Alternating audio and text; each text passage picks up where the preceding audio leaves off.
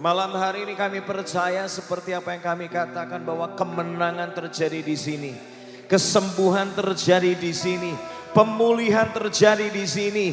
Kebangkitan terjadi di sini. Bangkitlah setiap kami, biarlah kami benar-benar upgrade manusia roh kami. Gak cuma apa yang nampak di luar kelihatannya baik, kelihatannya hebat. Tetapi lebih dari itu, manusia roh kami pun yang ada di dalam ini kuat, meningkat, tambah dahsyat hari lepas hari. Sehingga apapun keadaannya kami bisa melalui setiap badai yang kami alami Tuhan. Terima kasih Bapak. Kami serahkan pemberitaan firman-Mu, berbicaralah. Kami buka hati kami lebar-lebar Tuhan. Karena Engkau sedang berurusan kepada kami hati demi hati. Engkau sedang bekerja dalam kehidupan kami. Setiap jiwa di tempat ini Engkau perhitungkan dan Engkau mengasihi mereka. Bangkitkan setiap kami Tuhan. Supaya kami bisa menyelesaikan rencana-Mu yang indah dalam hidup kami. Terima kasih Bapak. Kami bersyukur kami punya Tuhan yang besar. Kami bersyukur kami punya Tuhan yang dahsyat, yang begitu cinta sama kami. Terima kasih Bapak. Kami serahkan pemberitaan firman-Mu dan nama-Mu Tuhan dipermuliakan. Dalam nama Yesus kami sambut firman-Mu dengan sukacita. Yang percaya kemenangan terjadi di tempat ini, katakan bersama-sama. Amin. Kasih tepuk tangan paling buat Tuhan. Sebelum semuanya duduk ngomong sama kiri kananmu, katakan kemenangan terjadi di tempat ini. Kemenangan terjadi di kota Jepara, yang percaya katakan amin. Silakan duduk kembali, Tuhan memberkati. Silakan duduk kembali.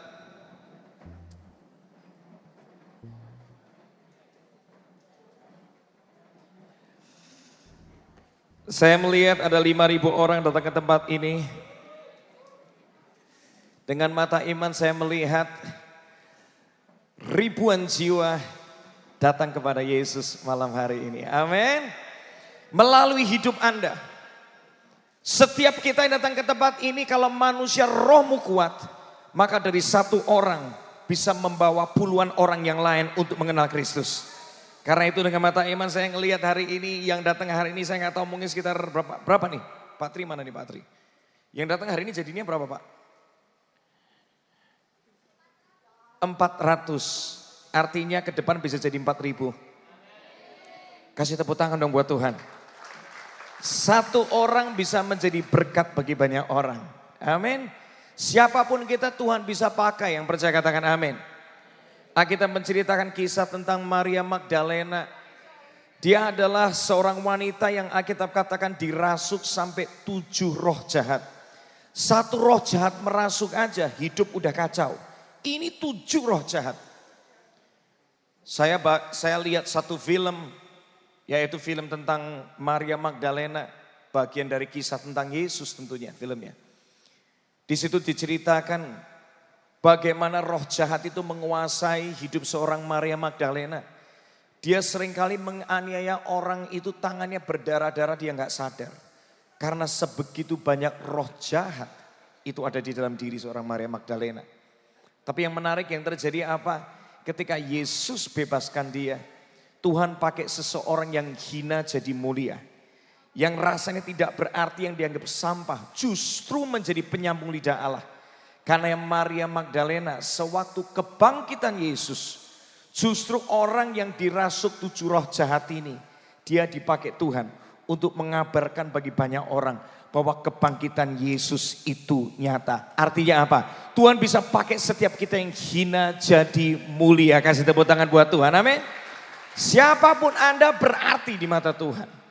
Karena itu hari ini, dengar baik-baik firman Tuhan hari ini, kita akan bicara tentang mengupgrade manusia rohani. Ya, saya kasih judulnya manusia roh yang apa? Sehat. Siapa yang kepengen punya manusia roh yang sehat? Bisa angkat tangan. Yang punya aja, yang kepengen punya manusia roh yang sehat. Dengar ini baik-baik. Manusia ini adalah makhluk roh, kita mesti ingat ini. Yang kekal, karena kita ini diciptakan untuk kekekalan. Memiliki namanya jiwa. Jiwa itu maksudnya apa? Ada namanya akal, bisa mikir, punya perasaan, dan punya kehendak. Itulah manusia. Ya, jadi kita ini makhluk roh. punya jiwa, tinggal di dalam tubuh yang sementara. Karena ingat, suatu kali tubuh kita udah lagi nggak bisa bertahan, betul? Siapapun kita suatu kali ujungnya pasti kita dipanggil pulang. Ternyata ketika dipanggil pulang kita itu nggak mati. Kita hidup lagi karena kita bersama dengan Yesus dikasih hidup yang kekal, amin. Itulah manusia, makhluk roh yang kekal punya jiwa, tinggal dalam tubuh yang sementara. Jadi yang utama dari manusia, yang nilainya kekal itu rohnya. Tangkap ini, bukan tubuh jasmanimu. Tubuh jasmani hari ini kalau umur bisa 80, 90, luar biasa, beneran. Ada yang umurnya sampai 100, luar biasa. Jarang-jarang ya hari ini. Tapi yang utama itu rohnya, karena rohnya itu yang kekal. Masalahnya banyak orang berpikir ya, kalau seseorang itu rohnya sehat, padahal roh itu yang utama. Tapi seringkali cara mikir kita salah kalau ngelihat kerohanian seseorang itu sehat. Dipikir kalau rohnya sehat itu rajin berbahasa roh. Dikit-dikit bahasa roh, dipikir itu manusia roh yang sehat. Tunggu dulu. Dipikir rajin ibadah, manusia rohnya sehat. Belum tentu. Ada orang datang ibadah karena tiap kali pengen dapat jodoh. Loh ada. Betul gak? Ada. Cuma gak ngaku aja, betul gak? Ibadah gitu lihat kiri kanan. Sopo sing ayu lu, dilihat kiri kanan terus. Siapa yang kira-kira mau sama saya? Itu. Ibadah tetapi enggak membangun manusia roh. Masih hidup di dalam kedagingan Anda. Namanya manusia roh sehat itu bukan karena rajin pelayanan. Aduh, hari-hari ini. Kelihatannya pelayanan tapi sebenarnya hidupnya dosa jalan terus. Kok bisa tahu Pak? Saya contohnya. Lu pelayanan terus, pornografi jalan terus. Kelihatannya pelayanan, tapi nipu bisa jalan terus loh, betul nggak? Kalau di atas mimbar udah kayak malaikat, turun mimbar, haleluya, betul nggak? Istri saya suatu kali pernah cerita sama saya, ada sebuah kejadian yang luar biasa ngerinya maksudnya. Ada seorang wanita, dia curhat sama istri saya. Dia ini pacaran sama seseorang karena latar belakangnya seorang pemimpin pujian. Sampai singkat cerita, karena memang dia tuh kerjaannya adalah menyewakan apartemen, ya. Jadi, tapi bisa jadi lewat orang lain. Suatu kali dia kaget banget. Karena ternyata yang sewa apartemen itu adalah pacarnya dan dipakai untuk berkencan dengan wanita lain. Pelayanan. Tapi dosa jalan terus. Pelayanan gak menjamin. Banyak orang kelihatannya pelayanan tapi justru kehilangan Tuhan di rumah Tuhan. Lihat ini. Hari-hari ini kita mesti ngomong tegas. Apakah menjamin orang yang pakai kalung salib, pasang salib di mana-mana hidupnya rohani? Belum tentu. Saya mau katakan. Apakah orang yang seringkali pakai kaos tulisan rohani, I love you Jesus, apa benar cinta Yesus? Belum tentu. Bisa jadi itu kaos dikasih sama pacarnya suruh pakai aja. Belum tentu. Apakah jaminan orang yang kelihatannya rohani karena mobilnya ada kata-kata God bless you? Gak menjamin hari ini. Apakah orang yang hidupnya rohani dikit-dikit ngomongnya haleluya puji Tuhan? Belum tentu, siapa tahu dia latah, betul gak? Latahnya kebetulan haleluya puji Tuhan. Tapi belum tentu hidupnya rohani. Manusia rohani yang sehat itu justru seringkali terlihat sewaktu kita tuh lagi sendiri, betul gak?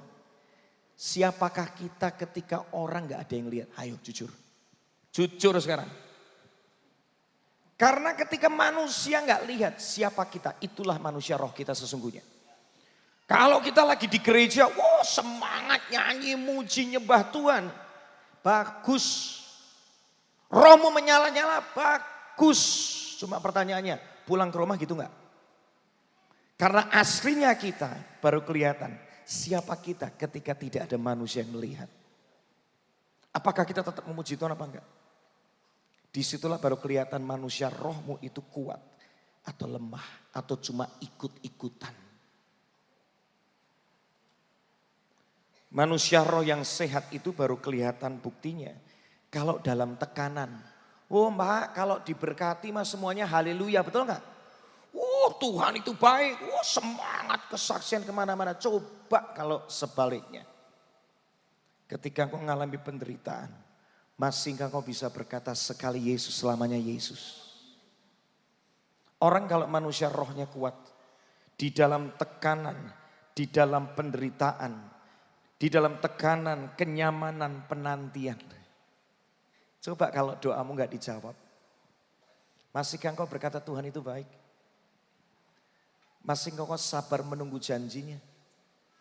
Masihkah engkau sabar untuk menanti apa yang Tuhan mau? Manusia rohmu itu sehat. Terlihat ketika dalam kesendirian, ketika di dalam tekanan, ketika di dalam penantian, ketika di dalam kenyamanan. Coba cek yuk hari ini. Saya senang satu kata-kata yang saya pernah dengar dari seorang hamba Tuhan. Mendingan sering-sering check up daripada tiba-tiba check out. Karena kadang-kadang kita ini gak sadar. Saya juga sama. Saya bisa jadi, responnya bisa jadi salah. Makanya perlu sering ngecek Tuhan. Kalau ada sesuatu yang gak beres di hatiku. Ada sesuatu yang gak beres di rohku. Selidiki aku Tuhan, seperti Daud berkata. Selidiki aku, lihat hatiku. Kalau ada yang bisa main keyboard luar biasa.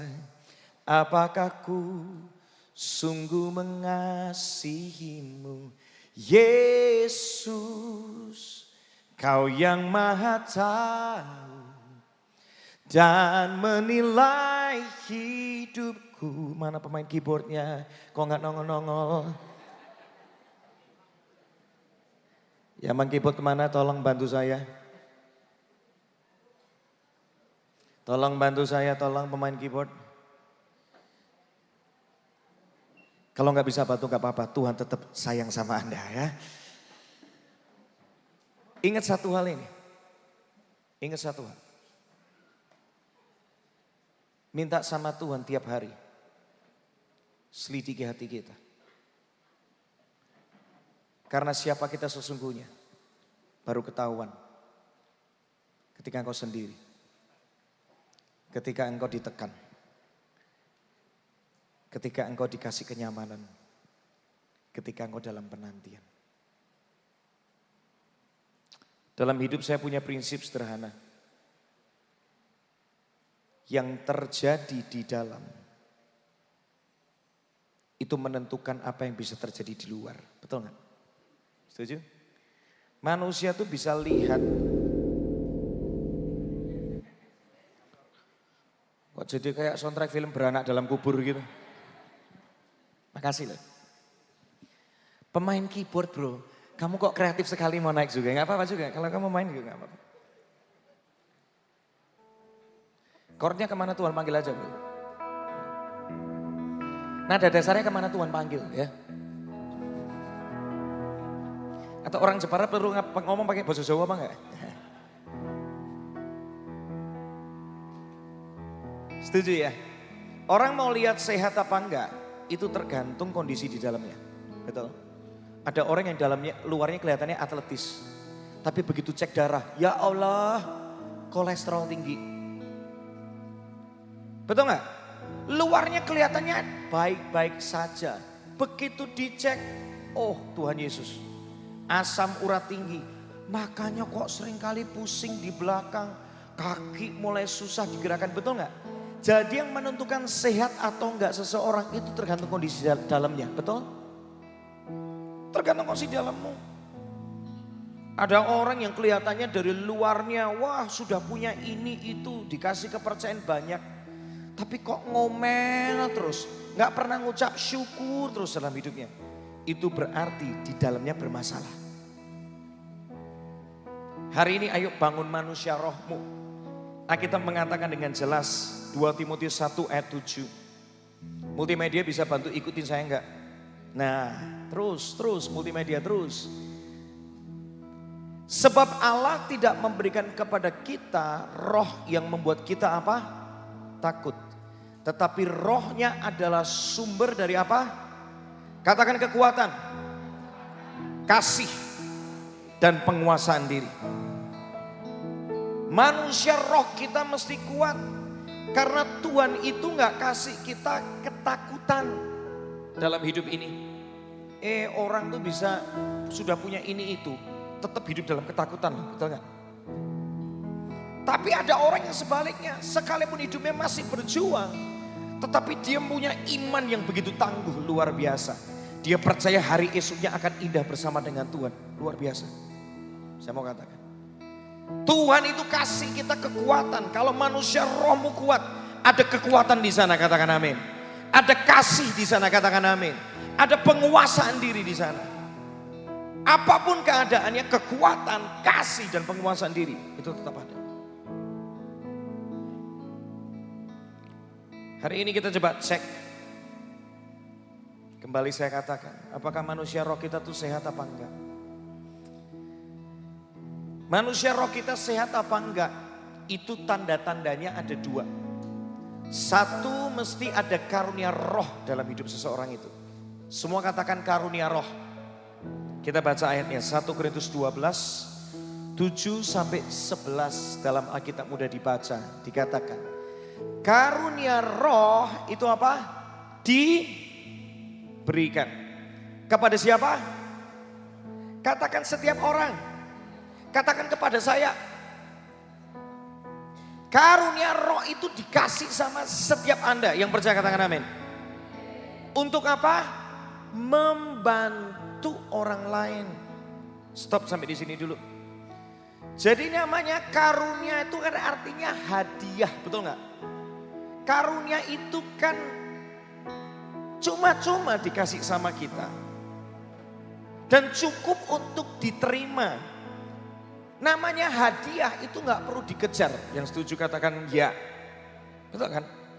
Karunia itu nggak perlu dikejar, nggak perlu. Karena itu dikasih sama kita, kita mengatakan. Jadi otomatis itu bisa datang sendiri dalam kehidupan kita dan nggak perlu dibangga-banggakan. Saya mau katakan. Soalnya seringkali banyak orang salah. Aku pengen punya karunia kayak orang tuh. Salah. Roh Kudus sudah kasih kepada setiap kita itu karunia roh masing-masing. Jadi Anda nggak perlu minta, saya mau katakan. Yang Anda perlukan apa? Menerimanya, amin. Namanya hadiah dikasih, diterima. Dan tujuannya adalah untuk bantu orang. Maaf, kadang-kadang hari-hari ini banyak orang kalau udah punya karunia kesembuhan, justru malah dipakai bukan untuk bantu orang. Yes, satu sisi membantu tapi ujungnya cari popularitas. Gara-gara punya karunia malah akhirnya diperdagangkan. Loh, beneran terjadi. Gara-gara punya karunia kadang-kadang merasa lebih suci, merasa lebih hebat, merasa lebih baik, merasa lebih layak dari orang lain. Ini yang salah. Alkitab menuliskan karunia itu dikasih supaya kita bisa membantu banyak orang. Katakan amin. Nah, karunia roh itu ada apa aja? Karena ini merupakan satu penanda bahwa rohani kita juga sehat. Karena kita sudah menerima hadiah yang terbaik dari Tuhan. Roh memberikan kepada seseorang kemampuan untuk berbicara dengan apa? Hikmat. Jadi dalam hidup ini bisa jadi salah satu dari Anda atau mungkin banyak dari Anda. Roh Kudus itu bisa kasih kita kemampuan untuk berbicara pakai hikmat. Gak asal ngomong. Hari ini yuk kita minta dan kita terima sama Tuhan. Simple. Tuhan, aku terima hari ini karena aku tahu itu dari Tuhan buat aku. Aku percaya mulai hari ini aku bisa ngomong sama orang. Ngomongnya gak asal-asalan. Tapi selalu tiap kali aku ngomong, aku bisa kasih masukan, solusi, jawaban bagi banyak orang. Itu orang berhikmat. Ada orang tuh kalau ngomong bawanya adem gitu ya. kasih solusi, kasih jalan keluar. Itu adalah roh hikmat yang Tuhan kasih buat kita. Ada lagi karunia berikutnya apa? Dikatakan di sini, jangan loncat dulu multimedia, Anda terlalu semangat. Jangan loncat. Ya, oke, stop sampai di sini. Roh yang sama kepada orang yang lain diberikan kemampuan untuk berbicara dengan apa? Pengetahuan. Ada orang-orang yang dikasih sama Roh Kudus. Kemampuan untuk bisa ngomong itu dengan banyak pengetahuan. Saya kalau ngomong sama orang ini ya, pinter banget ya. Informasi semuanya bisa tahu. Saya jadi gara-gara deket sama orang seperti ini jadi tambah pinter tuh. Ada orang-orang yang dikasih sama Tuhan kemampuan seperti itu. Bantulah orang lain supaya banyak orang diberkati melalui hidupmu. Amin. Jadi karunia itu dikasih untuk kita bantu orang. Bukan kita jadi lebih sok pintar gitu. Enggak, itu karunia. Buat bantu orang. Roh yang sama memberi iman kepada, oh ada orang mau ditekan sedemikian rupa, oh imannya tetap hidup. Wih, kalau engkau punya iman seperti itu, bantu orang lain yang sedang lemah iman. Amin. Itu menunjukkan manusia rohmu kuat karena apa? Engkau melakukannya juga buat orang lain. Gak cuma dirimu terbangun tapi engkau bangun orang. Itu namanya orang yang punya manusia roh yang kuat. Ada lagi yang dikasih kemampuan untuk apa? Menyembuhkan. Ada banyak saya ngelihat dari hari ini.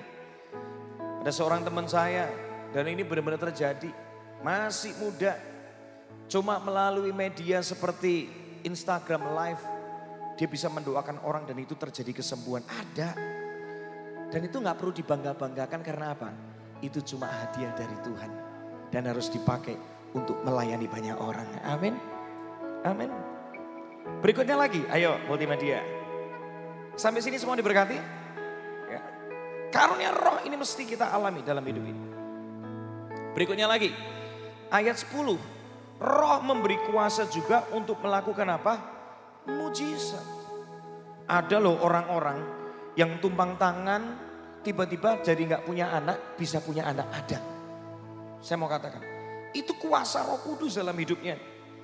Ada yang mendoakan orang usahanya, gak tahu gimana tiba-tiba mujizat usahanya diberkati. Ada. Tapi ingat tujuannya bukan buat didagangkan. Tujuannya untuk mempermuliakan Tuhan dan membantu banyak orang. Amin. Karunia mesti dipakai untuk bantu orang. Ada lagi dikasih kemampuan untuk bernubuat. Ada, kebetulan orang tua saya termasuk papi saya termasuk orang yang tajam. Suatu kali ada cerita yang menarik. Ayah saya ini ngajar di sebuah sekolah Alkitab. Menariknya gini. Ada seseorang ternyata salah satu murid di sekolah Alkitab itu.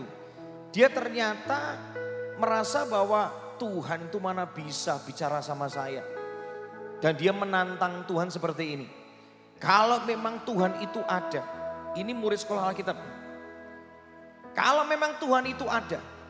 Nanti si Pak Pendeta ini akan bongkar bahwa di dalam tubuhku ini ada tato. Gitu ngomong gitu. Tiba-tiba setelah dia ngomong kayak gitu. Momen dimana waktunya untuk berdoa. Ini orang dipanggil maju sama papi saya. Dia mulai deg-degan. Kok saya dipanggil maju? Tiba-tiba dipanggil maju. Dibisikin. Di dalam tubuhmu ada tato naga. Langsung orang itu tersungkur, dia nangis, dijamah Tuhan, dilepaskan sama Tuhan hari itu. Dan dia ngomong, Tuhan itu benar-benar ada dan luar biasa. Lihat. Oh ayah saya kalau ngomong masalah nubuatan sih luar biasa. Saya belajar banyak dari dia. Suatu kali saya pernah ikutan dia.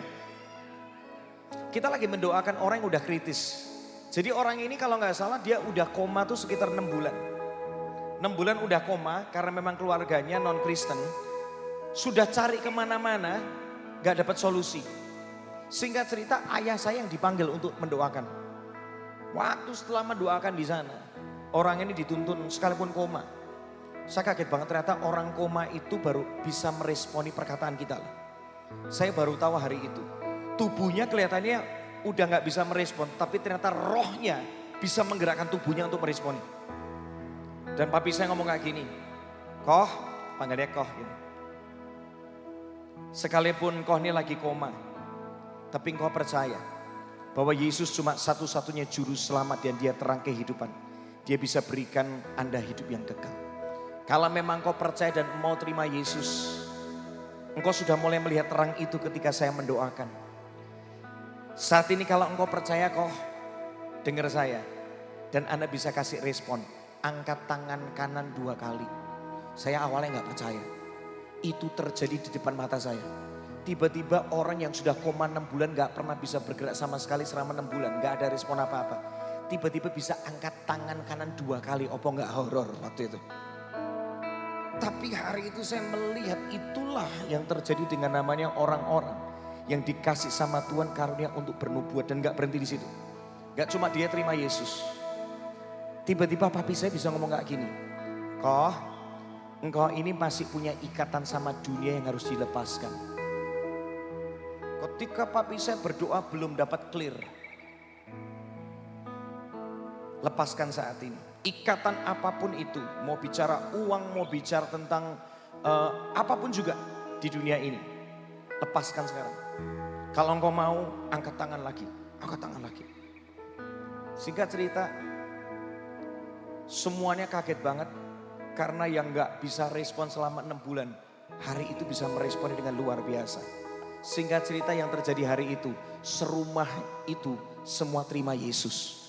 Kasih tepuk tangan buat Tuhan. Luar biasa. Nah, lucunya gini, ketika terima Yesus, tiba-tiba ayah saya berdoa lagi. Oke, kita berdoa lagi, masih ada sesuatu. Tapi nanti ya, jangan sekarang. Kenapa? Tunggu tanggal mainnya. Ternyata papi saya sudah menyimpan sesuatu informasi dari Tuhan yang nanti mesti dikerjakan. Dan ternyata benar. Setelah itu papi saya mendoakan di tempat itu lagi. Dia ngomong kayak gini. Yang mengikat orang ini karena dia itu menyimpan emas latahan tepat di bawah kamar tidurnya. Ternyata hari itu ketika dibongkar, bener loh ditemukan semua. Dia terikat sama harta, takut hartanya dibuat apa jadi masalah, direbutin sama anak cucunya, makanya dia nggak mau pulang-pulang gara-gara uang. Tuh lihat, terjadi terbongkar semua, tepat semua. Kita perlu karunia seperti ini, karena karunia berbuat, Tuhan juga bisa pakai untuk menyelamatkan banyak orang. Perlu. Itu namanya salah satu manusia roh yang kuat, itu bagus, itu karunia roh yang mesti kita terima. Suatu kali saya pernah ngalamin sendiri soalnya. Saya ada di kota Semarang. Tiba-tiba diminta untuk mendoakan seseorang. Ternyata dia ini temannya papa mama saya. Saya gak ngerti sama sekali orang ini karena gak deket sama orang ini. Tapi tiba-tiba ketika berdoa, saya cuma dengar satu kata yang begitu kuat. Dan kata-kata ini berkata, bicara tentang ada serangan gitu doang. Saya cuma dapat satu message, serangan. Saya akhirnya doa. Tuhan, aku berdoa saat ini buat om dan tante ini dan keluarganya. Setiap serangan dari si jahat, serangan kegelapan dalam bentuk apapun juga dipatahkan di dalam nama Yesus. Iblis kok nggak punya kuasa untuk menyerang keluarga ini. Karena mereka itu milik Kristus. Dan Kristus sudah mengalahkan engkau. Kau tidak bisa lagi punya kuasa. Singkat cerita, selesai doa itu, kata amin waktu itu. Tiba-tiba om tante nih cerita. Loh Frank, kamu sudah pernah dengar dari papi mami tentang keluarga kami? Belum.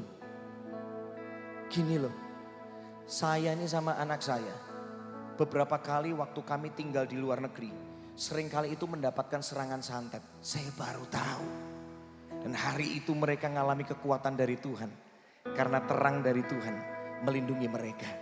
Kegelapan tidak bisa menguasai terang. Terang mengalahkan kegelapan. Kasih tepuk tangan buat Tuhan. Amin.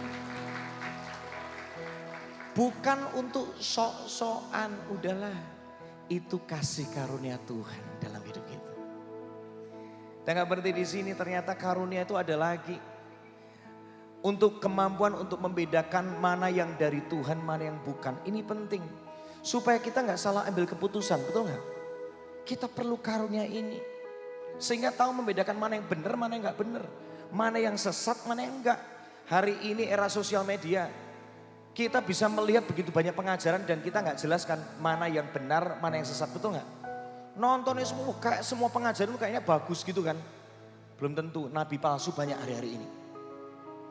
Nah ketika Roh Kudus memenuhi kita, kita itu bisa dikasih kemampuan untuk tahu mana yang dari Tuhan atau bukan. Makanya kita perlu, supaya kita nggak tersesat. Ada lagi, kemampuan untuk berbicara dalam berbagai bahasa. Wah, ini keren. Seseorang kalau dipenuhi dengan Roh Kudus, ada kemampuan di mana dengan mudah dia bisa belajar bahasa ini dan itu.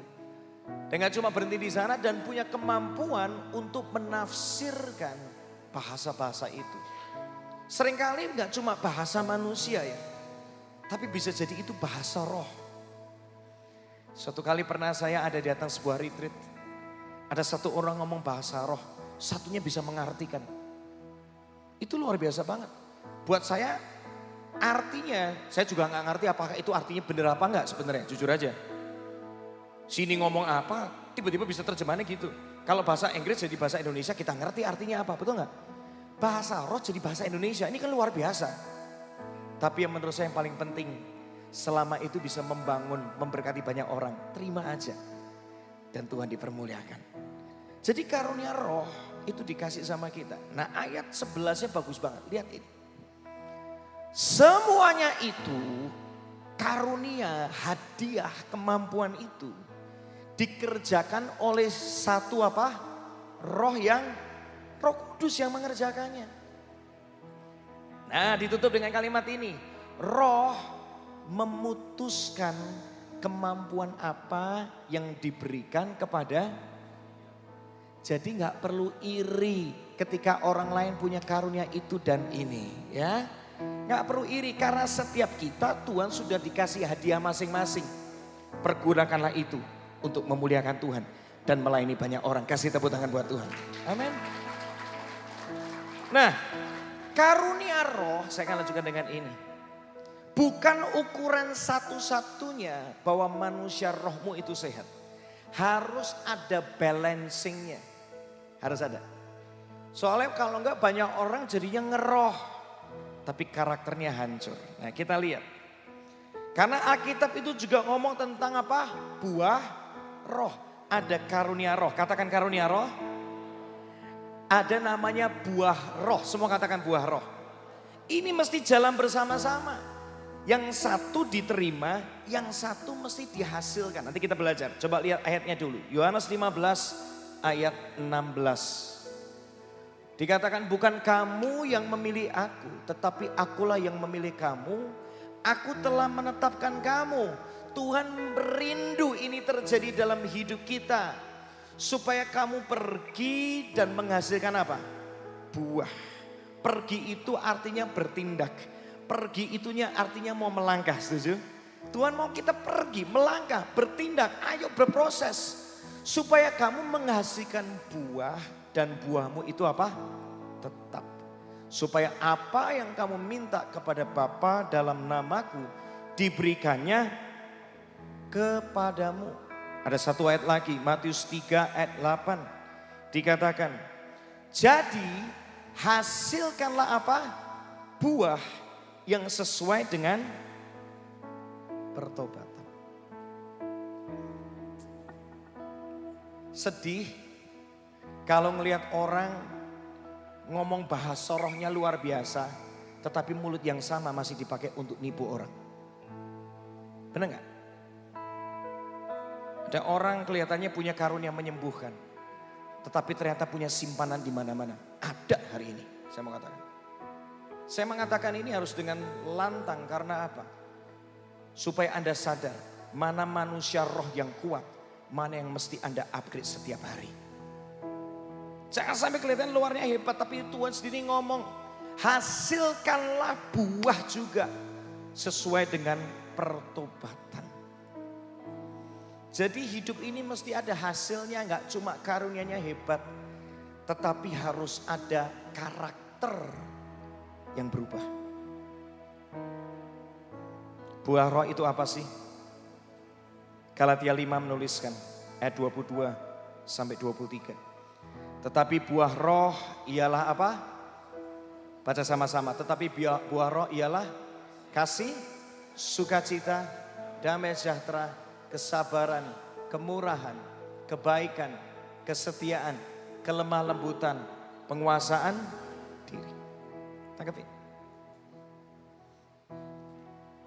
Karunia itu diterima. Betul kan? Setuju ya? Karunia itu diterima. Tetapi namanya buah itu dihasilkan melalui sebuah proses. Anda mau menghasilkan pohon yang berbuah, ada prosesnya enggak? Nanam dulu kan? Setelah nanam harus apa? Dipupuk, disiramin, ditunggu, pelan-pelan dari mulai bertunas, mulai pelan-pelan keluar batangnya proses lama lagi, harus dirawat sampai akhirnya berbuah, betul enggak? Karunia itu cukup diterima. Tetapi namanya buah roh, karakter itu mesti dibentuk.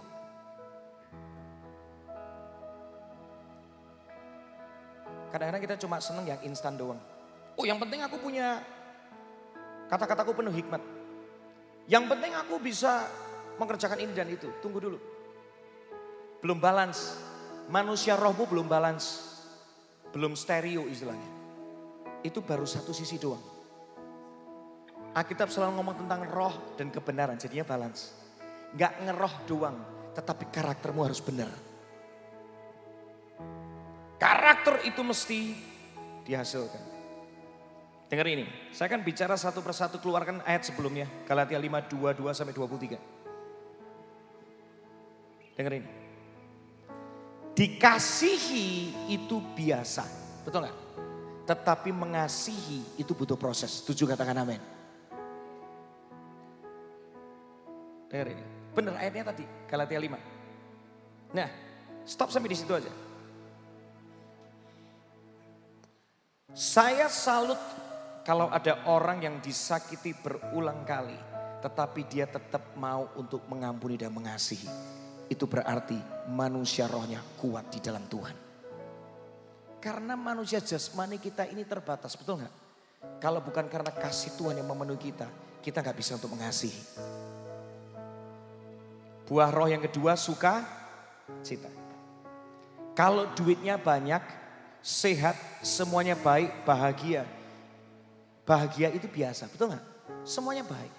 Tapi kalau ngalamin masalah yang bertubi-tubi dan tetap bersukacita dan punya damai sejahtera, itu baru namanya manusia rohmu itu kuat luar biasa. Buah roh yang ketiga udah disebutkan, yang keempat kesabaran. Semua katakan kesabaran. Kalau mobil lagi naik motor, lagi naik mobil tiba-tiba dipotong dan tidak ngajak berantem sampai ngeluarin pistol. Punya penguasaan diri, punya kesabaran, itu luar manusia rohmu kuat. Hari-hari ini lihat yang lagi viral kan? Baru potong dikit, ya ampun, ya ampun. Bisa jadi itu habis pulang dari gereja, kita gak pernah tahu. Loh, sering terjadi di gereja. Baru keluar gereja, urusan parkir bisa berantem loh. Baru dengar firman, ujian memang harus datang. Supaya ketahuan aslinya kita siapa, betul gak?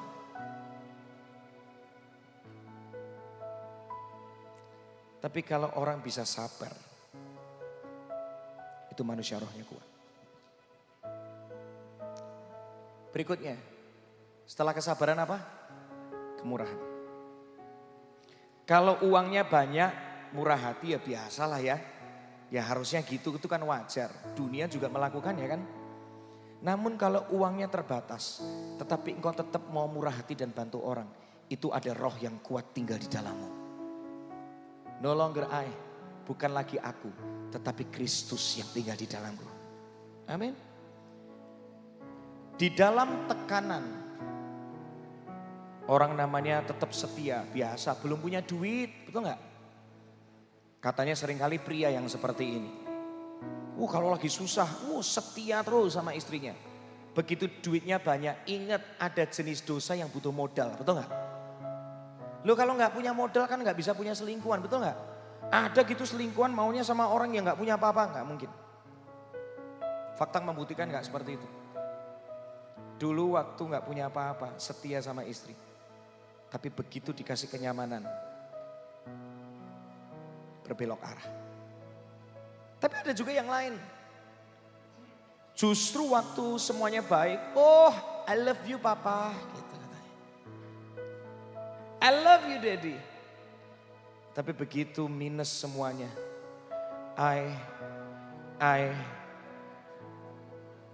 ya udahlah. Gimana kalau kita pisah aja deh, Dad?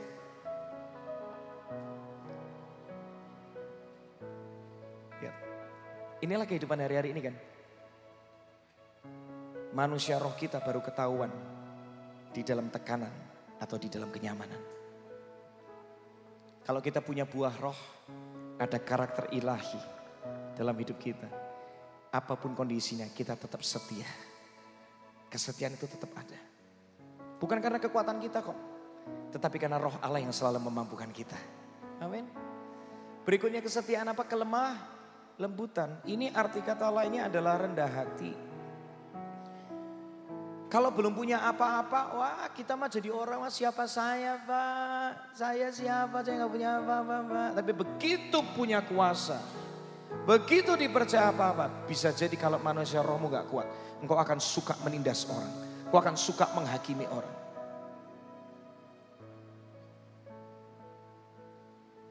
Hari ini izinkan Roh Kudus mengoperasi hati kita. Kalau masih ada racun dikeluarin saat ini. Dibebaskan saat ini. Amin. Mendingan kesannya pahit tapi itu menyembuhkan. Amin. Yes. Tetapi kalau dipercaya banyak hal dan tetap rendah hati. Itu karena ada manusia roh yang kuat. Ada roh Kristus nyata dalam hidupnya. Orang kalau manusia rohnya kuat. Diperlakukan tidak adil. Digosipkan. Dikatakan buruk. Dia gak nyerang balik. Tapi dia tetap bisa menguasai diri. Karena dia tahu aku mau jadi seperti Kristus. Difitnah tetap aku berkata, Tuhan kasihi mereka. Karena mereka tidak tahu apa yang mereka perbuat. Itu namanya luar biasa. Kasih tepuk tangan buat Tuhan. Amen. Pertanyaannya gini, saya akan tutup dengan ini. Bagaimana kita bisa punya manusia roh yang kuat? Karena kalau karunia itu diterima. Buka hati sama Tuhan. Yes, tadi saya sudah ajarin yang pertama. Tapi berikutnya, Alkitab mengatakan, Yohanes 15 ayat 8 mengatakan, murid-muridku yang sejati menghasilkan karakter yang berlimpah-limpah. Di sini dikatakan yang menghasilkan karakter atau buah yang berlimpah-limpah itu siapa? Murid-muridku yang sejati. Kalau engkau pengen punya manusia yang kuat, jadilah murid Kristus yang sejati, bukan yang abal-abal. Banyak orang itu datang ke Tuhan, seringkali cuma jadi pengagum. Tuhan tuh keren ya, iya. Tapi suruh melakukan firman nanti dulu. Banyak orang kadang-kadang datang ke rumah Tuhan, cari Tuhan. Mentalnya udah pesugihan, betul gak? Berkati aku Tuhan. Kalau aku nggak berkat, Tuhan nggak berkati aku, bye bye. Sampai ketemu lagi, aku cari yang lain, karena yang lain bisa berkati saya. Kelihatannya menyembah, tapi mentalnya berkati aku Tuhan. Murid Kristus, apapun keadaannya, tetap cinta Yesus. Amin. Jadilah murid Kristus yang sejati kalau engkau kepingin manusia rohmu kuat. Dan namanya murid itu punya komitmen, punya disiplin. Semua katakan punya komitmen, punya disiplin. Coba saya akan kasih Anda gambar menarik ini di sini. Ada gambar anak-anak lagi sekolah. Namanya murid sekolah ya. Anda namanya mesti bangun pagi, mau lagi nggak mood sekolah, mau lagi malas sekolah, tetap harus bangun pagi dan sekolah kan, betul kan? Itu baru namanya murid yang benar. Bukan murid kurang ajar, betul kan? Kalau murid kurang ajar gak bisa diatur. Wah bangun pagi, enggak deh. Murid yang malas gak mau. Tapi kalau murid yang sejati, apapun keadaannya, mau enak, mau nggak enak, tetap sekolah. Betul nggak? Murid itu adalah pribadi yang mau dekat sama gurunya. Tangkap ini. Yang tadi pertama namanya murid itu punya komitmen, punya kedisiplinan. Yang berikutnya namanya murid itu adalah orang yang mau punya hubungan dengan gurunya. Betul nggak? Punya kedekatan dengan gurunya. Memperhatikan gurunya. Kalau engkau murid Kristus, engkau punya hubungan pribadi sama Tuhan itu setiap hari. Bukan cuma seminggu sekali. Murid Kristus, saya mau katakan. Kita masih ingat kan zaman kemarin, zaman pandemi awal-awal. Ibadah ditiadakan, betul? Akhirnya ibadah jadi ibadah online. Ya yang punya pulsa bisa ibadah, betul nggak? Yang nggak punya internet kan kakak bisa ibadah, betul nggak? Tapi kalau namanya murid Kristus, ada nggak ada ibadah, imanku tidak tergantung sama ibadah. Karena aku mau belajar dari guruku, aku akan membangun hubungan pribadi sama Tuhan. Itu namanya murid. Punya komitmen sama Tuhan. Saya belajar sampai hari ini, kenapa saya bisa kuat sampai hari ini. Seringkali saya juga gak kuat sebenarnya. Tetapi saya membangun satu kedisiplinan. Hanya dekat Allah saja aku tenang. Kalau aku dekat sama Tuhan sebagai seorang murid itu mau dekat sama gurunya. Aku membangun kedisiplinan itu tiap hari. Itulah yang membuat manusia rohku jadi kuat. Karena kalau orang dekat dengan Tuhan, ada kekuatan baru setiap hari. Karena kalau orang dekat dengan Tuhan, rohnya itu diperbaharui, disegarkan di dalam hadiratnya. Kalau kau gak punya hubungan dengan Tuhan, hubunganmu sama Tuhan cuma seminggu sekali, berarti segernya cuma seminggu sekali, betul? Setuju? Tapi kalau engkau tiap hari punya hubungan, bangun pagi, kau menghampiri Tuhan. Ada satu lagu yang udah lama, lagu ini berkata seperti ini, main di IG coba. IG. Ku berdiam dekat Bapa. Semakin indah, indah ku rasa. Aku dilayakkan untuk memuji Dia. Kudus, kuduslah Raja segala Raja. Ku bernyanyi bagi Dia. Korban terindah akan ku serahkan, pujianku naikkan, jiwaku bersorak, aku diangkat semakin dekat dengan Bapa. Dalam hadiratnya ku rasa bahagia. Dalam hadiratnya ada damai dan sejahtera. Dalam hadiratnya ku temukan iman kekuatan. Dalam hadiratnya ku temukan kasih-Nya. Dalam hadiratnya, nyanyikan sekali lagi. Dalam hadiratnya ku rasa bahagia. Katakan. Dalam hadiratnya ada damai dan sejahtera.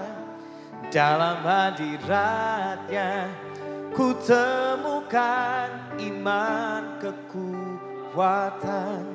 Dalam hadirat yang ku temukan kasih-Nya. Kalau engkau kepengen manusiamu rohmu kuat, disiplin bangun hubungan rohani sama Tuhan. Jangan bergantung sama orang lain. Punya iman itu iman personal. Karena orang kiri kananmu, orang terdekatmu suatu kali tidak bisa tolong Anda lagi. Cuma Tuhan yang bisa tolong Anda. Cuma Tuhan sumber pengharapanmu. Cuma Tuhan yang maha kuasa yang bisa untuk memulihkanmu. Amin. Manusia itu terbatas, jangan andalkan manusia. Bangun disiplin rohani. Engkau nempel sama yang maha kuat, jadilah rohmu kuat. Engkau nempel yang sama maha kuasa, jadilah rohmu itu penuh dengan kuasa ilahi dari Tuhan. Kita kuat lagi karena kita dekat. Murid dekat dengan gurunya. Dia bangun hubungan dengan gurunya. Yesaya 50 ayat 4. Dikatakan Tuhan Allah telah memberikan kepadaku lidah seorang murid, supaya dengan perkataan aku dapat memberi semangat baru kepada orang yang letih lesu. Di sini dikatakan setiap pagi. Semua katakan setiap pagi. Setiap pagi ia mempertajam pendengaranku untuk mendengar seperti seorang murid. Wow. Orang itu kalau dekat sama Tuhan dan dia bangun kedisiplinan itu, begitu banyak tuntunan Tuhan itu akan dinyatakan dalam hidupnya. Seorang murid kalau sering masuk sekolah, makanya dia mendapatkan pengajaran dari gurunya, betul nggak? Kenapa seringkali kita nggak dapat pengajaran, nggak dapat tuntunan Tuhan? Karena seringkali kita bolos sekolah. Kita nggak disiplin bangun hubungan sama Tuhan. Dengerin. Seorang murid adalah seseorang juga yang mau belajar dari gurunya. Setuju? Gurunya bisa apa? Dia mau belajar. Makanya tiap hari belajar untuk renungkan firman. Belajar ngerti Yesus itu seperti apa. Kasihnya seperti apa. Imannya seperti apa. Kekudusannya seperti apa. Responnya ketika menghadapi setiap masalah yang datang dalam hidup Yesus selama dia ada di muka bumi. Itu seperti apa? Belajar dari dia. Yang membuat saya tiap kali kuat sampai hari ini. Karena saya mau belajar dari Yesus yang menjadi guru saya. Bagaimana dia mengampuni. Bagaimana dia mengasihi. Bagaimana dia mau taat sampai mati menyelesaikan kehendak Tuhan. Wow. Belajar. Bagaimana dia rendah hati dan membasuh kaki murid-muridnya. Sekalipun dia Tuhan yang maha kuasa, anak Allah yang maha tinggi. Tetapi tetap mau melayani. Saya belajar nilai-nilai Kristus. Murid mesti belajar nilai gurunya. Alkitab mengatakan yang terbesar itu bukan yang punya kuasa. Tetapi yang terbesar adalah yang suka melayani. Saya belajar. Saya belajar. Saya hari ini bisa ngajar gak pakai PowerPoint segala macam. Saya mungkin gak perlu preparation merasa sok jago. Tapi saya gak mau. Saya belajar dari Yesus. Dia Tuhan yang selalu prepare segala sesuatu. Saya seorang pelayan yang mesti melayani yang terbaik buat Anda semua di tempat ini. Prepare. Badan capek banget sih. Istri saya saksi hidup. Kami ini baru pulang sebulan pelayanan ada dari Amerika. Pulang dari situ sudah jadwal udah dar. Capeknya minta ampun. Saya mau terbuka kapan hari jadwal hampir mau tak batalkan ya Pak ya. Betul ya? Beneran. Karena memang lagi padat banget dan saya mesti fokus dengan beberapa kegiatan. Tapi ketika saya mendengar dari tempat ini Pak Franky tolong benar-benar datang. Pak tolong benar-benar datang. Saya doa lagi Tuhan. Saya mesti nggak ke sana sih. Saya mesti nggak ke sana ketika saya berdoa. Tuhan kasih saya damai sejahtera. Layani Jepara. Jadi berkat bagi Jepara. Capek sih. Saya mengatakan capek banget. Seringkali kalau saya letih saya bisa emosi juga. Saya masih manusia. Tetapi seringkali dalam keterbatasan saya cuma bisa ngomong sama Tuhan. Tuhan kuatkan aku. Aku seringkali nggak sanggup. Tapi aku percaya aku dekat Tuhan. Aku punya kekuatan yang baru. Amin. Hari ini kalau engkau pengen manusia rohmu kuat, belajar jadi murid Kristus yang asli. Amin. Murid punya hubungan dengan gurunya. Murid mau komitmen, mau disiplin. Orang kalau nggak mau disiplin, saya mau katakan nggak jadi apa-apa hidupnya. Nggak akan ada peningkatan. Coba di situ ada gambar pohon. Kalau namanya benih pohon apel. Baru ditanam sebentar, nggak disiplin, cabut aja deh. Padahal baru bertumbuh sebentar, cabut lagi. Dia nggak pernah bertumbuh dan berbuah, setuju? Orang kalau nggak mau disiplin, nggak pernah akan ada hasil dari hidupnya. Karakternya gitu terus saja. Komit dong sama Tuhan. Komit dengan gereja di mana Anda ditempatkan. Saya orang yang sangat komit. Saya berani ngomong kayak gini di depan istri saya karena dia tahu saya orang komit. Begitu saya udah memutuskan masuk dalam sebuah gereja lokal, saya komit. Saya atur sedemikian rupa, tetap harus dimuridkan. Komit. Petrus orang yang mau komitmen. Coba lihat gambar berikutnya. Dia ini orang yang mau menjadi murid Yesus. Dari orang biasa, dia kasar. Kok tahu kalau Petrus itu kasar? Ya jelas. Ada orang mau tangkap gurunya, dipotong telinganya. Kalau enggak orang kasar enggak mungkin. Dan itu hebat loh. Sekali sabetan, telinga putus. Itu orang pasti jago berkelahi. Betul enggak? Lah orang kalau enggak jago pakai pedang, itu namanya motong. Udah pasti akan enggak kena atau enggak tega. Betul enggak? Petrus tuh tega. Ini orang kasar banget ini. Ini orang kasarnya minta ampun. Sudah orang biasa, nggak terpelajar, kasar, kesalahannya banyak. Tapi karena dia mau jadi murid Kristus, dia mau dibentuk, dia mau belajar, dia menerima kasih Tuhan karena Tuhan nggak pernah sebut kesalahannya. Yang terjadi apa? Seorang Petrus suatu kali dipakai sama Tuhan untuk apa? Untuk jadi berkat. Sekali dia khotbah, ribuan orang terima Yesus. Kasih tepuk tangan buat Tuhan. Amin. Hari ini sama seperti Petrus. Kalau engkau mau jadi murid Kristus, Tuhan bisa mengubah hidupmu. Tuhan bisa mengubah karaktermu. Dan ada kuasa ilahi yang dinyatakan dalam hidupmu. Katakan amin. Yang terakhir saya tutup dengan ini. Yohanes 15 ayat 2. Setiap ranting padaku yang tidak berbuah, yang karakternya gak ada, yang hasilnya gak ada, dia apa?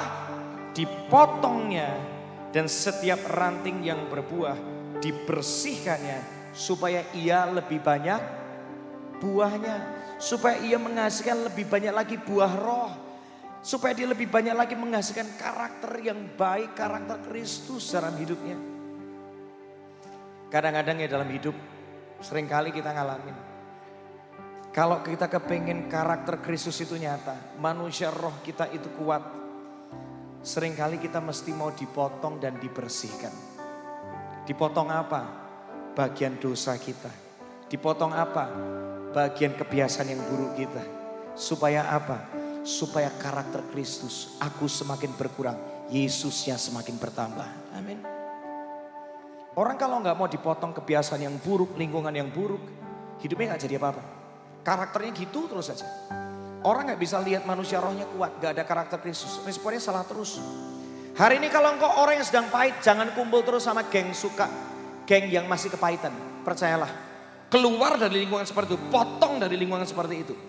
Keluar dari geng yang suka gosipin orang, ngefitnahin orang, keluar dari tempat seperti itu. Mesti dipotong, dibersihkan. Kalau hari ini ada hubungan yang gak berkenan sama Tuhan, potong, bersihkan. Supaya apa? Manusia rohmu kuat. Harus mau dibersihkan. Suatu kali, saya ketika pindah ke Jakarta, itu bukan momentum yang mudah. Ketika saya pindah ke Jakarta, dulu saya mimpin seseorang. Ketika saya pindah, dibalik saya yang dipimpin sama orang itu. Karena dulu ketika saya di gereja, saya itu sebagai seorang staf, saya mimpin banyak orang. Tapi gara-gara dari Surabaya, kantornya pusatnya di Surabaya, pindah ke Jakarta. Jakarta itu kantor cabang dari gereja. Saya akhirnya dipimpin sama seseorang yang lebih muda dari saya. Dan pengalamannya itu jujur aja secara manusia gak lebih banyak dari saya. Tapi Tuhan izinkan itu terjadi. Karena Tuhan mau bersihkan semua kesombongan dari hidup saya. Dilucuti semua jabatan yang saya punya. Pelan-pelan kayak digembosin satu demi satu. Saya sempat suatu kali, Tuhan kok kayak gini sih Tuhan. Prosesnya gak enak, gak mudah. Saya masih ingat sekali awal-awal pelayanan di gereja yang di Jakarta. Suatu kali ada pengalaman yang gak mudah tuh kayak gini. Jadi ternyata kalau gereja di Jakarta itu, yang saya berjemaat, itu kalau mau pelayanan hari Minggu, itu mesti menyerahkan foto kostum itu hari Rabu. Dan itu kalau kasih foto kostum yang mau dipakai hari Minggu, itu mesti full difoto lengkap dari atas sampai bawah. Harus sampai pakai sepatu, foto semua bajunya seperti apa yang mau dipakai. Dan ternyata itu sudah dijadwal 3 bulan sebelumnya. Keren banget apa enggak?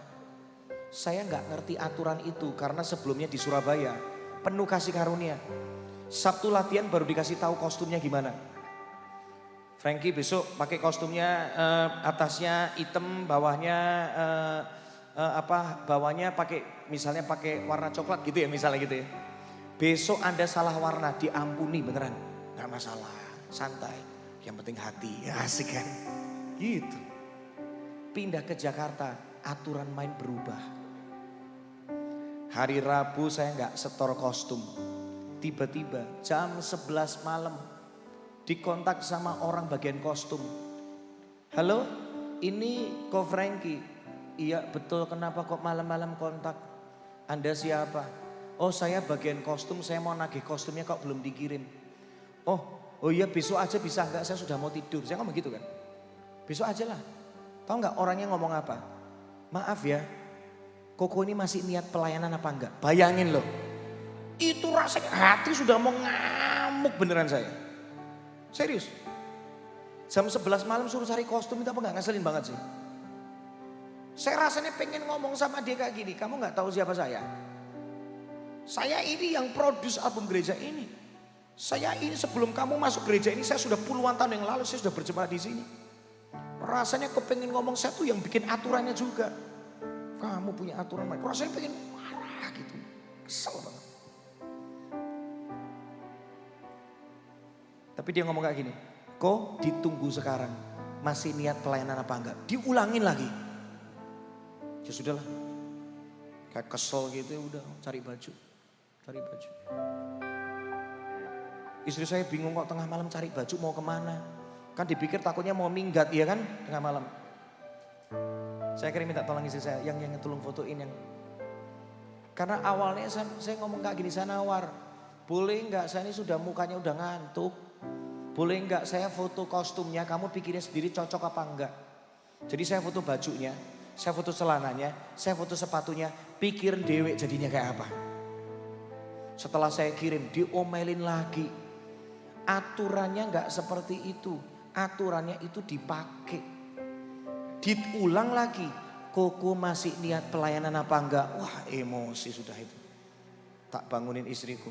Foto indah. Tapi enggak usah pakai mukanya enggak enak soalnya. Foto. Setelah difoto, salah kostum ternyata. Cari baju lagi. Baru kelar kira-kira jam 12. Itu proses enggak enak buat saya.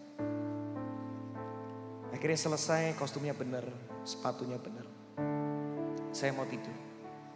Dalam tidur saya gak mau tidur benar-benar.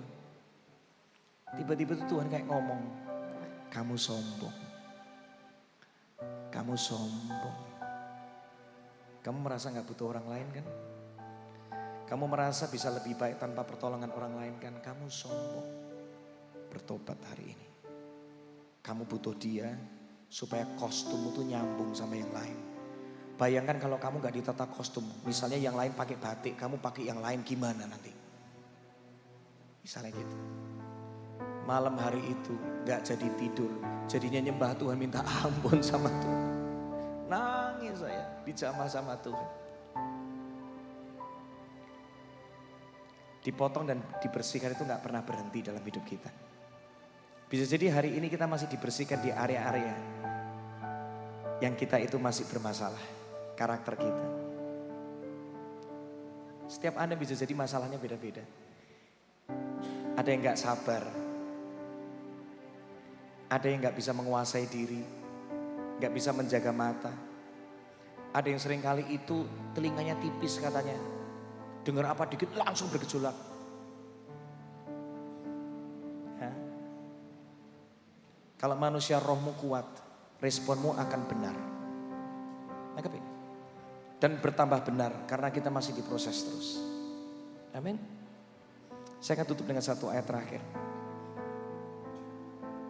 Matius 7, 21-23. Bukan setiap orang yang berseru kepadaku Tuhan, Tuhan. Yang punya manusia roh yang kuat itu bukan cuma sekedar ngomong Tuhan, Tuhan. Wah, nyanyinya kenceng sih. Akan masuk dalam kerajaan surga. Melainkan apa? Dia yang apa? Melakukan kehendak Bapakku yang di surga. Pada hari terakhir banyak orang akan berseru kepadaku, Tuhan, Tuhan. Bukankah kami ini punya karunia ini dan itu demi nama? Bagus kamu punya karunia itu. Aku bisa usir setan demi namamu. Bagus, itu bagus. Tapi itu kan kamu terima, kamu gak usahakan. Dan kamu mengadakan banyak mukjizat juga di bagus, itu bagus. Karuniamu bagus. Tapi itu gratis, Om. Aku cuma kasih buat kamu. Ayat berikutnya. Pada waktu itulah aku berterus terang kepada mereka dan berkata, aku gak kenal kamu. Karena kamu gak mirip aku. Bukankah kita diciptakan untuk serupa dan segambar dengan dia? Harusnya kalau orang lihat kita, mereka bisa melihat Kristus. Harusnya kalau Kristus lihat kita, dia juga bisa melihat Kristus itu nyata di dalam hidup. Aku gak kenal kamu. Karena kamu cuma modal karunia. Gak salah dengan itu bagus. Tetapi karaktermu gak bertumbuh. Karunia bagus. Manusia rohmu juga harus meningkat. Amin. Karakter juga harus meningkat. Karunia itu diterima. Tetapi karakter itu apa? Dihasilkan, diproses, dibentuk. Siapa yang mau dibentuk sama Tuhan lebih lagi? Jadi murid, amin. Bukan cuma penikmat, pengagum. Jadi murid. Murid mau belajar, murid mau disiplin. Gak dikit-dikit main cabut. Murid gak seperti itu. Dan cuma murid yang bisa menghasilkan buah. Cuma murid yang akan punya karakter. Cuma murid yang akan manusia rohnya jadi kuat. Di-upgrade manusia roh. Dan seringkali kalau manusia roh kita mau kuat, kitanya mesti berkurang. Mesti dipotong. Mesti dibersihkan. Supaya apa? Supaya Yesusnya, supaya roh Kristus itu bertambah di dalam diri kita. Amin. Yang mau di-upgrade manusia rohnya, kasih tepuk tangan buat Tuhan. Bangkit berdiri sama-sama. Ku yakin kau hadir di sini. Ku rasakan kuasa yang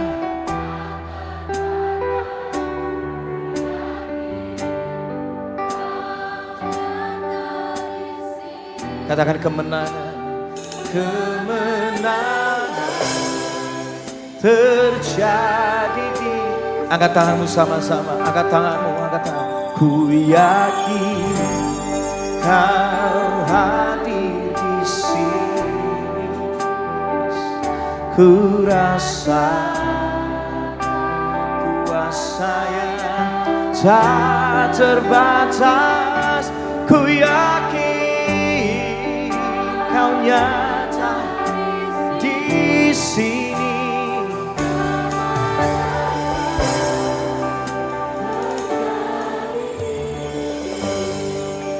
Sampai musik dimainkan dengan lembut. Semua bisa pejamkan mata. Hari ini cek manusia rohmu kuat apa enggak? Manusia rohmu kuat apa enggak? Karena ini kau merasa ada sesuatu yang lemah. Hari ini minta sama Tuhan, Tuhan aku buka hati, aku mau jadi murid yang sejati. Aku mau melekat sama Tuhan. Karena sumber kekuatanku, sumber kehidupanku itu cuma dari Tuhan. Ada orang-orang di tempat ini, kalau semuanya baik ya wajar Anda mengucap syukur. Tapi ketika tantangan itu datang, mulutmu usaha untuk bersyukur. Manusia roh yang kuat dalam segala keadaan, dia tetap akan bersyukur sama Tuhan.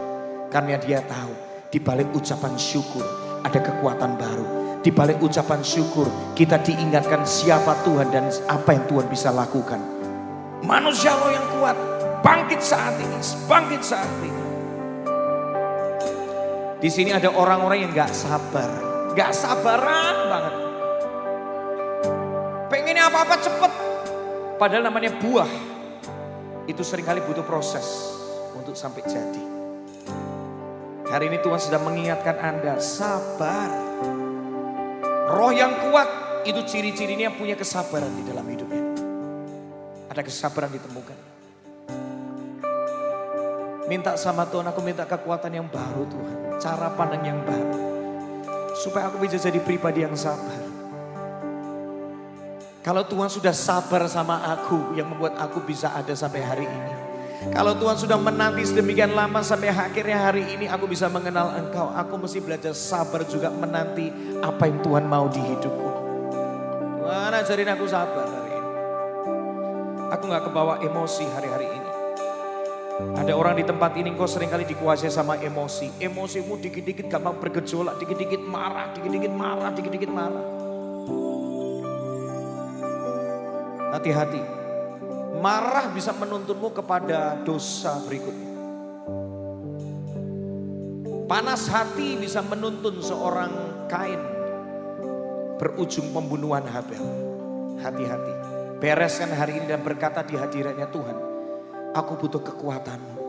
Jadikan aku sebagai orang yang gak gampang emosi. Kalau aku hari ini emosiku meledak-ledak, aku percaya kasih-Mu menyembuhkan aku saat ini. Kasih aku hati yang baru Tuhan saat ini. Yes. Oh Tuhan.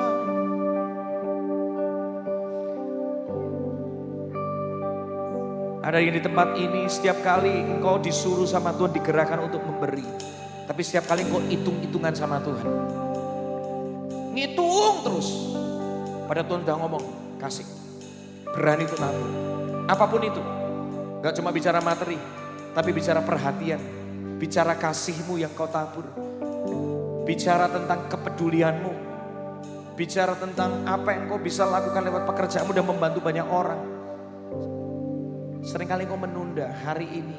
Manusia roh yang kuat itu orangnya murah hati. Karena seperti Yesus juga murah hati sama kita.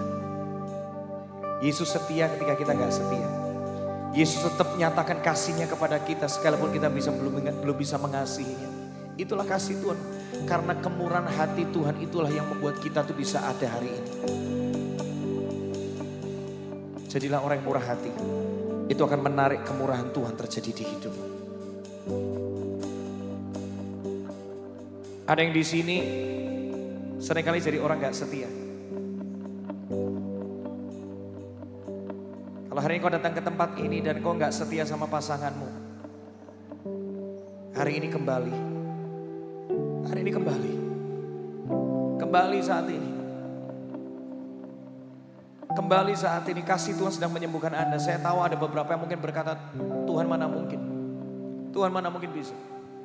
Tapi Alkitab berkata, bagi Tuhan tidak ada yang mustahil. Tuhan bisa pulihkan pernikahanmu. Tuhan bisa sembuhkan hatimu dan sembuhkan hati pasanganmu. Ada orang tua dan anak-anak yang bermasalah dalam hubungan. Saya berdoa malam hari ini, kasih Tuhan memulihkan Anda. Kasih Tuhan menyembuhkan Anda saat ini. Yes, Lord. Kasih Tuhan memulihkan Anda saat ini.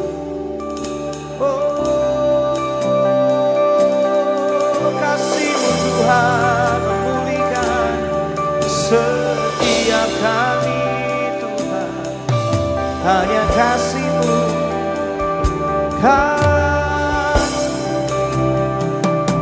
kasih-Mu Tuhan mengalir di tempat ini. Kasih Yesus.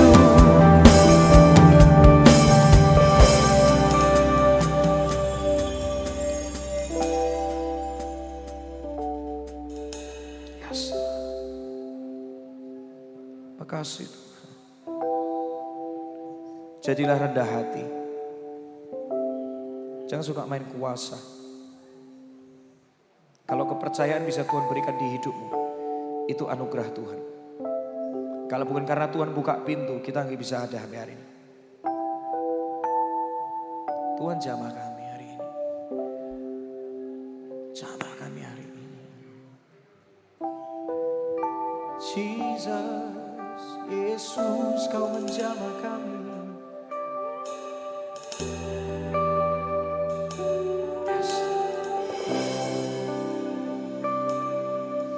Yesus.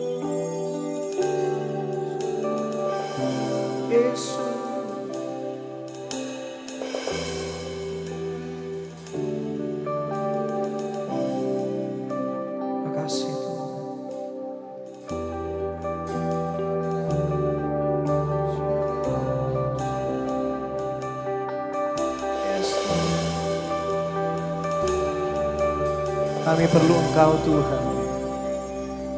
Kami perlu Engkau Tuhan.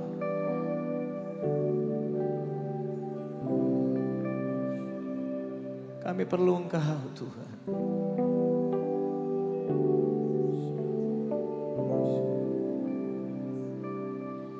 Yesus.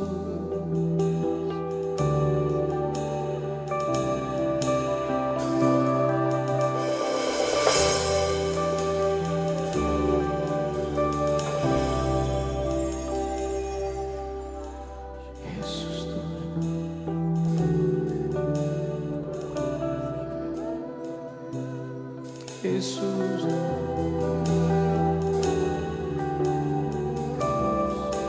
ku ingin selalu bersekutu dengan, menikmati hadirat-Mu, biarkan aku, katakan tinggal. Perkuat manusia roh kami Tuhan. Yes.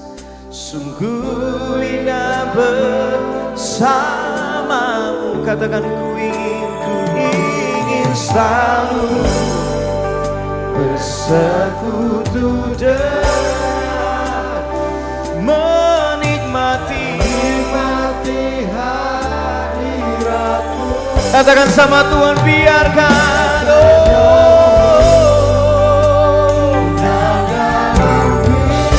katakan sungguh indah, sama-sama ku ingin selalu bersekutu. Tuhan, Kau lawan Jepara Tuhan, Kau lawan Jepara. Upgrade manusia roh kami, upgrade setiap hari. Biar karakter ilahi itu ada di dalam diri kami. Yes, yes.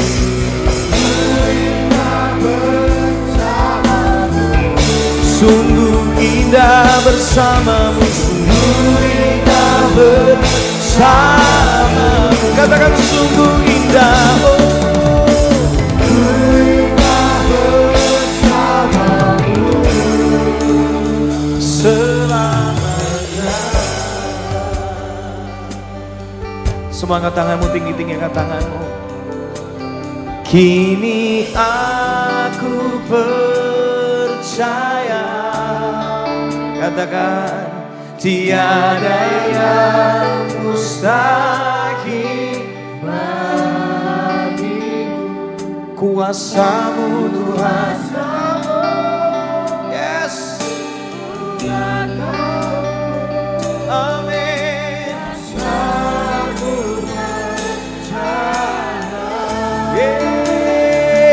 Kini aku percaya,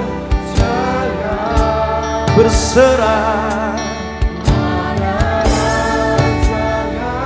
Kami berserah kepada apa yang Tuhan mau. Ku ikuti murid Kristus, ikuti yang Tuhan mau saat ini. Amin. Katakan sampai akhir. Oh, sekali lagi katakan, kini aku percaya. Amin.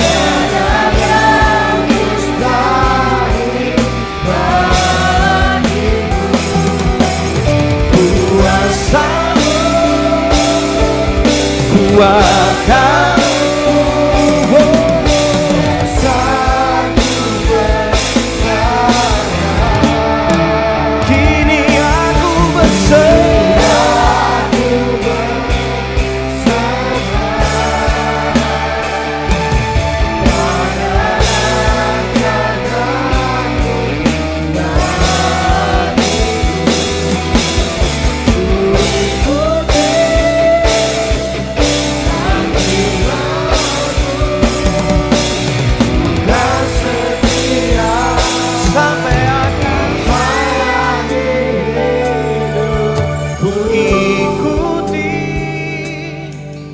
panggilanmu, ku kan setia sampai akhir hidup.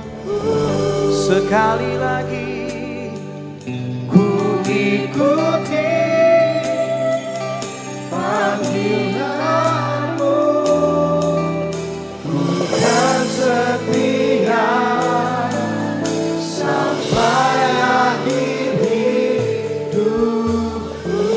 Kasih tepuk tangan buat Tuhan malam hari.